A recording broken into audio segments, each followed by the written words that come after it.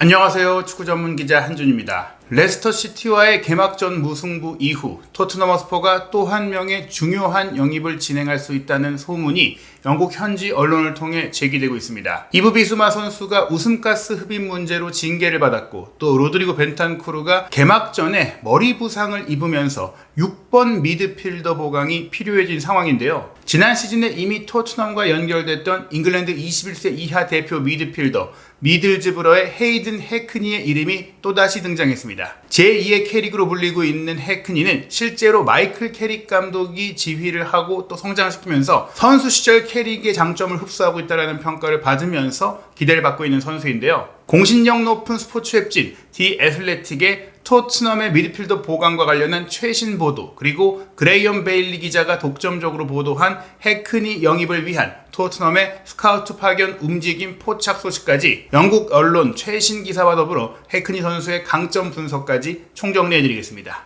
먼저 디 애슬레틱이 조금 전에 보도한 토트넘 담당 잭 핏브룩 기자의 유료 독점 기사 내용입니다. 토트넘이 과연 새로운 미드필더를 영입하기 위해 재고하고 있을지가 제목인데요. 이 본문 내용을 통해 지금까지 토트넘이 어떤 미드필더를 찾아왔고, 그 미드필더 영입이 무산된 과정, 그리고 현재 구축된 과정을 소상히 알 수 있습니다. 그야말로 비하인드 스토리를 망라한 취지의 내용인데요. 본문 내용 전체적으로 살펴보겠습니다. 토트넘 허스퍼가 월요일 밤 레스터 시티와의 경기에서 흔들리고 있을 때, 로드리고 벤탄쿠르가 머리 부상으로 치료를 받고 있을 때, 엔지 포스테코글루 감독은 과감하게 4명의 선수를 동시에 교체했습니다. 벤탄쿠르와 함께 미드필드에서 경기를 시작했던 두 선수, 제임스 매디슨과 파페 마타르사르가 교체되었습니다. 아치 그레이와 루카스 베리발, 18살인 두 선수, 이날 프리미어리그 데뷔전을 치른 두 선수와 더불어 데안 쿨루셉스키가 출전한 것입니다. 티모 베르너가 오른쪽 윙 플레이어 포지션에서 브레넌 존슨을 대신해 뛰었고, 쿨루셉스키는 10번 공격형 미드필더로 출전했습니다. 특히 이브 비수마가 웃음가스 흡입 경범죄로 인해 이 경기에 출전하지 못했기 때문에 토트넘의 중원 깊이가 돋보이는 움직임이었죠. 이 선수 교체는 꽤 잘 이루어졌습니다. 토트넘은 제이미 바디의 동점골 이후에 당황하면서 완전히 잃어버렸던 경기의 주도권을 다시 찾아왔습니다. 베리발은 유튜브 편집본에서만 볼 수 있었던 좁은 공간에서 플레이하는 기술적인 능력을 보여주면서 쿨루셉스키와도 잘 연결되는 플레이를 펼쳤습니다. 토트넘이 승기를 잡기까지는 충분하지는 않았지만 몇 차례의 기회를 만들어내기도 했습니다. 이 대안을 본 가운데 토트넘에 정말 또 다른 미드필더 영입이 필요한 것일까요? 토트넘은 많은 팬들이 원했던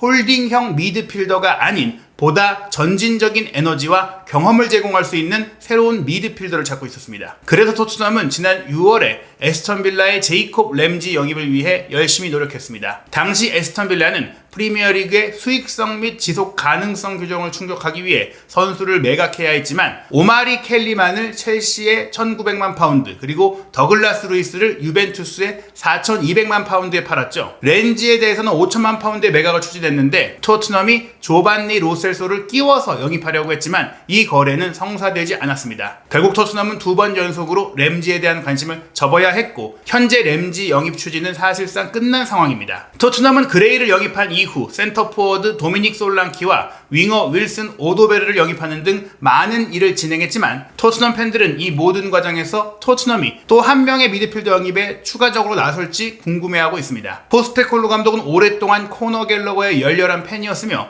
토트넘은 이전에도 첼시에 갤러거 영입을 문의한 적이 있지만 이번 여름에는 공식적인 접근이 이루어지지 않았다고 합니다. 첼시와 갤러거 모두 런던 지역의 라이벌 팀으로 가는 것을 원치 않았을 것이고, 결국 갤러거는 이번 주에 아틀레티코 마드리드로의 이적을 확정했습니다. 그 사이 토트넘은 미드필더를 포함해 기존 선수들을 꽤 많이 정리했습니다. 피에르 에밀 호이비에르는 토트넘에서 4년 동안 184경기를 뛴 선수지만 지난 시즌에 포스테콜루 감독의 스타일과 맞지 않는다는 것이 분명해진 선수죠. 경기 운영에 있어서는 좋은 대체 자원이었지만 드물게 선발로 출전한 경기에서 포스테콜루 감독이 기대하는 홀딩 미드필더의 모습을 보여주지 못했습니다. 결국 후이비에르는 마르세유로 이적했습니다. 마찬가지로 지난 시즌에 기회를 잡지 못했던 올리버 스킵도 레스터 시티로 이적했습니다. 포스테콜루 감독은 지난 시즌이 끝나고 나서 자신의 경기 스타일에 맞는 새로운 젊은 선수들을 위한 공간을 마련하기 위해 이번 여름에 1군 선수들이 꽤 많이 팀을 떠나야 할 것이라고 말했습니다. 이 팀을 바꿔야 합니다. 제가 생각하는 축구를 할 수 있는 팀을 만들어야 합니다.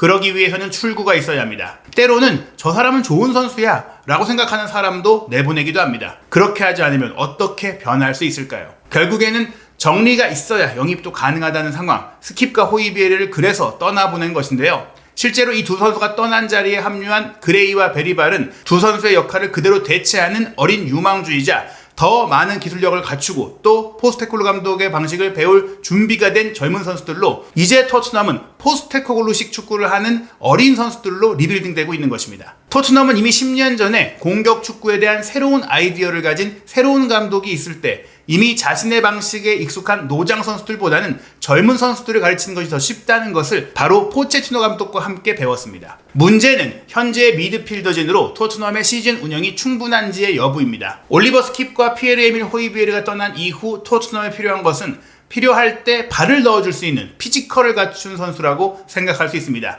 조금 더 후방에서 수비적으로 뛰어날 수 있는 선수가 필요한 것이죠. 토트넘의 경험 많은 6번 옵션 벤탄쿠르와 비수마조차도 사실 공을 되찾아오는 것보다는 앞으로 공을 이동시키는데 더 능숙한 선수들입니다. 그러나 그레이와 베리발이 훈련은 물론 프리시즌 친선 경기에서 큰 인상을 남겼기 때문에 다음 주 중 마지막 이적 시장 기간 중에 올 액션 미드필더, 해당 포지션을 소화할 수 있는 미드필더를 영입하는 것이 더 이상 우선순위는 아니라는 것이 토트넘의 견해라고 합니다. 베리발과 그레이는 나이가 어리지만 이미 성인 축구의 경험을 가지고 토트넘에 왔습니다. 이 선수들은 지금 즉시 팀에 긍정적인 영향을 미칠 수 있는 즉시 전력 자원입니다. 베리발이 메디슨의 창의적인 중앙 미드필더 역할로 한 칸 위에서 활약할 것으로 보이고 그레이는 토트넘의 색다른 모습을 보여줄 수 있는 멀티 자원입니다. 그레이는 프리시즌에 센터백으로도 뛰었고 지난 월요일 밤에는 벤탄쿠르의 자리를 대신해 6번 미드필더로도 출전했습니다. 그레이의 외모는 합창단 소년처럼 보일지 모르지만 자신을 다루는 방법을 배우지 않고서는 올해의 챔피언십 영플레이어상을 수상할 수는 없었을 것입니다. 따라서 메디슨과 사르가 주전 중앙 미드필더로 나서고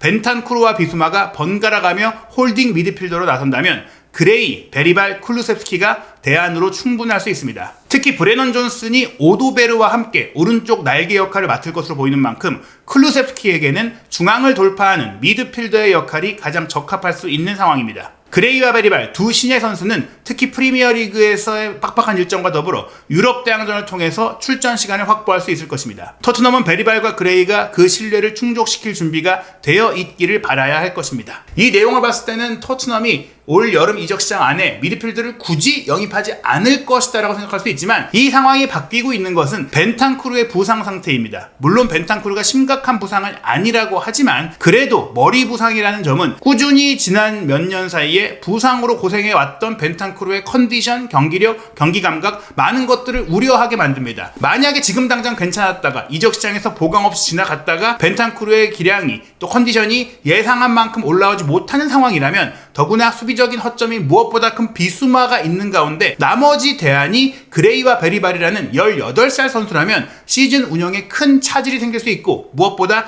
유로파리그 1차 라운드 조별리그 경기가 무려 8경기로 늘어난 현 시점에 더 빡빡해진 경기 일정, 컵대회 우승까지 노리는 상황 속에서 토트넘은 어려움을 겪을 수밖에 없습니다. 그래서 영입을 위한 움직임이 진행되고 있다는 보도가 나온 것인데요. 토트넘 소식을 취재하는 영국의 그레이엄 베일리 기자가 최근 보도한 내용에 따르면 토트넘 허스퍼는 새로운 6번 미드필더로 헤이든 해크니의 영입을 추진하고 있다는 소식이 전해졌습니다. 그레이엄 베일리 기자가 물론 공신력이 높고 보도하는 것들이 실제로 다 연결되는 사례가 많지 않지만 이 기자는 아무래도 공신력 높은 매체에서 활동하는 기자가 아니다 보니까 여러 소문들 아직 설익은 단계 루머까지도 앞서 보도하기 때문에 생기는 일이지 이 기자가 없는 이야기를 만들어낸다거나 가짜 뉴스를 생산하는 기자는 아니거든요. 그렇기 때문에 다른 매체에도 본인의 이름을 걸고 익스클루시브 기사를 제공한 것입니다. 영국의 트라이벌 풋볼에서 보도한 그레이엄 베일리 기자의 정보를 통한 이 이적설 보도를 보면 충분히 그 내용에는 근거가 있는데요. 올 여름에 이미 솔랑키와 아치그레이를 영입하는 과정 속에서 잉글랜드 챔피언십 무대에서 본인의 잠재력을 확실하게 보여주고 그리고 이제 프리미어리그 무대에서 성공을 하거나 또 성공을 기대하고 있는 선수들을 영입하고 있는 것, 특히 어린 선수들, 미래를 더 기대할 수 있는 선수를 영입하고 있고 또 잉글랜드 선수를 선호하고 있는 이런 흐름들은 해크니가 토트넘의 리스트에 분명히 있다는 그 조건에 맞는 선수라는 것을 입증하는 내용입니다. 현재 토트넘의 미드필드 구성을 보시면 쿨루셉스키가 이미 지난 시즌 후반기에 메디슨의 백업 자리를 커버했고 베리발 역시 그 자리를 볼 수 있긴 해요. 그리고 사르의 자리도 오른쪽 윙어로 본래 뛰던 쿨루셉스키는 물론 베리발이 소화할 수 있는 위치입니다.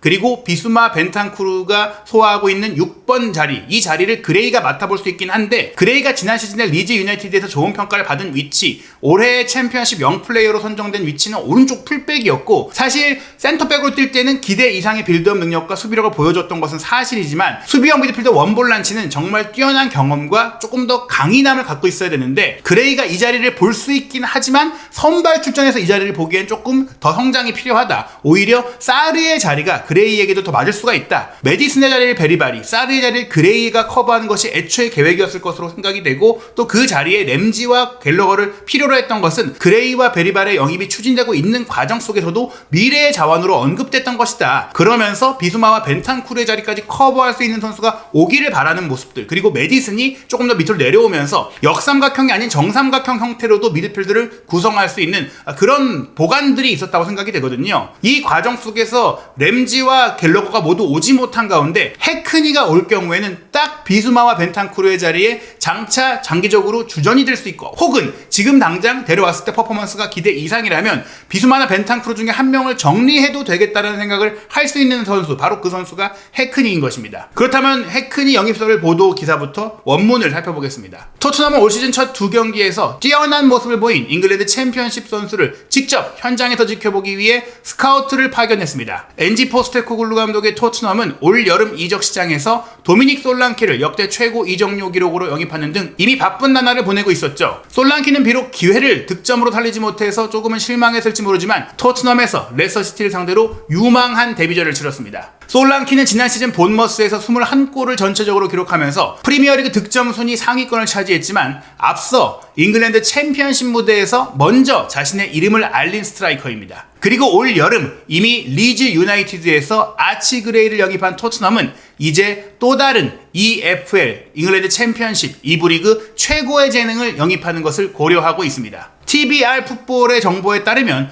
토트넘은 새로운 시즌 첫 두 경기 동안 미들즈브러의 미드필더 헤이든 해크니를 지켜보기 위해 스카우트들을 파견했다고 합니다. 22살인 해크니는 지난 시즌 EFL컵, 카라바오컵에서 첼시를 상대할 때 미드필더로 맹활약하면서 이미 많은 프리미어리그의 명문 클럽들의 관심을 끌었던 선수입니다. 토트넘은 뛰어난 미드필더인 해크니를 오랫동안 지켜봐왔습니다. 하지만 미들즈브러의 마이클 캐릭 감독은 이번 여름에 그가 보유한 스타급 재능 선수 해크니를 놓치지 않겠다는 각오를 다지고 있다고 합니다. 캐릭 감독은 이적 시장 마지막 주를 앞두고 스타 선수를 놓치고 싶지 않다는 의사를 구단주에 분명히 밝혔다고 합니다. 캐릭은 최근 프라이드 파크에서 치른 승격팀 더비 카운티와의 경기에서 패배하며 아쉬움을 남겼지만 올 시즌 미들즈브러를 다시 한번 프리미어리그로 승격시키겠다는 목표를 갖고 있습니다. 미들즈브러는 해크니 외에도 엠마누엘 라테라스와 라브 반덴베르흐 등 여러 선수들이 이적설에 휩싸여 있는 재능 있는 선수를 많이 보유하는 팀인데요. 토트넘은 올 여름에 홈그라운 선수, 잉글랜드 안에서 성장한 선수를 찾고 있습니다. 무엇보다 올리버 스킵이 떠나면서 생긴 홈그라운 선수 공백을 채워줄 새로운 영입 선수가 필요하기도 합니다. 해크니는 포스테코글루 감독의 미드필드진을 즉시에 보강할 수 있는 6번형 미드필더로 확실히 이 조건에 부합하는 선수입니다. 토트넘과 함께 노팅엄 포레스트, 울버햄튼 원더러스, 웨스트햄 유나이티드도 미들즈브러의 챔피언십 첫 두 경기 동안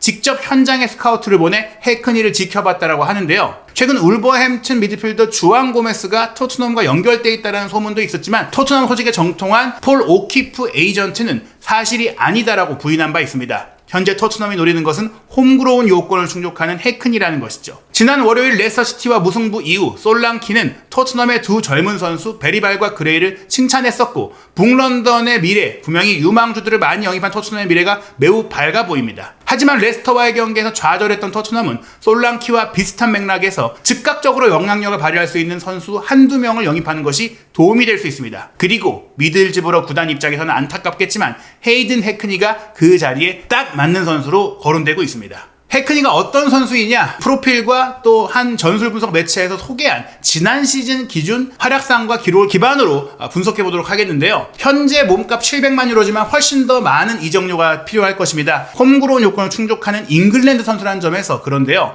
2002년생 22살, 아직 어리고 앞으로도 성장 가능성이 높은 해크니는 178cm의 키로 체구가 큰 편은 아니지만 몸싸움에 능하고 밸런스가 좋은 선수입니다. 그리고 공격 생산성, 골로 가는 길을 만들어 만들어낼 수 있는 패스, 게다가 슈팅력을 겸비한 선수인데 이 선수가 경력 초기에는 공격형 미드필더 내지 좌우 측면 미드필더로 뛰었지만 말씀드린 이 중앙 전역에서 영향력을 발휘하고 경기 전체를 풀어갈 수 있는 창의성과 조율 능력을 갖고 있다 보니까 중앙 미드필더로 한 칸 내려왔다가 아예 현대 축구에서 경기 전체를 이끌어가는 수비형 미드필더, 홀딩 미드필더 그 자리를 보고 있고 무엇보다 그 자리에서 잉글랜드 최고의 선수 중에 한 명으로 평가받았던 마이클 캐릭 감독의 지위를 받으면서 자신의 페르소나처럼 그 역할을 맡아서 지금 미들즈브로에서 최고의 활약을 펼치고 있습니다. 그래서 그의 길지 않은 커리어에서 수비형 미드필더로 뛴 경기가 77경기이고 그 77경기에서 무려 5득점 10도움, 골문에서 먼 위치에서 뛰면서도 꽤 많은 공격 포인트를 기록하고 있는 것이죠. 헤이든 해크니는 주로 캐릭 감독이 쓰는 4-2-3-1 포메이션에서 가장 왼쪽에 있는 수비형 미드필더로 배치되고 있는데 즉 삼각형으로 구성된 미드필드 라인에서 공미가 아닌 수미 자리를 두 명이 함께 볼 때 왼쪽에 선다. 근데 오른발을 주로 쓰기 때문에 왼쪽에서 대각으로 경기를 전체로 지켜보면서 뛴다는 것이죠. 해크니의 발재간을 통해서 미들즈보로는 이전에는 불가능했던 새로운 패스 라인을 만들고 있고 그렇게 그의 패스를 통해 상대 수비를 해체하고 라인을 무너뜨리는데 큰 효과를 발휘하고 있다고 합니다. 해크니는 오른발잡이지만 왼발도 어느 정도 쓸 수 있기 때문에 패스 코스도 다양하고 예측하기 어렵다고 하는데요. 구조적으로 해크니는 빌드업의 첫 번째 단계에서 종종 두 명의 센터백 사이로 내려와서 가장 먼저 침투하고 또 먼저 전진하는 옵션을 통해서 2-1 대형을 만들어서 경기를 풀어갑니다. 이 2-1 대형은 풀백들이 측면으로 올라가는 것을 용이하게 만드는 라볼피아나 전술인데요. 이 두 번째 공격 단계에서 대안 경로를 만드는 과정 속에 해크니가 이 방향을 만들고 지시하고 끌어가는 겁니다. 또한 해크니는 직접 하프 스페이스 좌우쪽 한쪽으로 전진해서 미드필드 파트너가 조금 더 비대칭으로 전진하는 플레이를 통해 시너지 효과를 만들어내는 다양한 포지셔닝을 영리하게 잡을 수 있다고 합니다. 또한 정확한 패스 성공률과 관련한 데이터에서 알 수 있듯이 해크니는 인상적인 패스 범위를 갖고 있기 때문에 공을 받았을 때 효과적으로 분배할 수 있고 그 패스를 놓치는 경우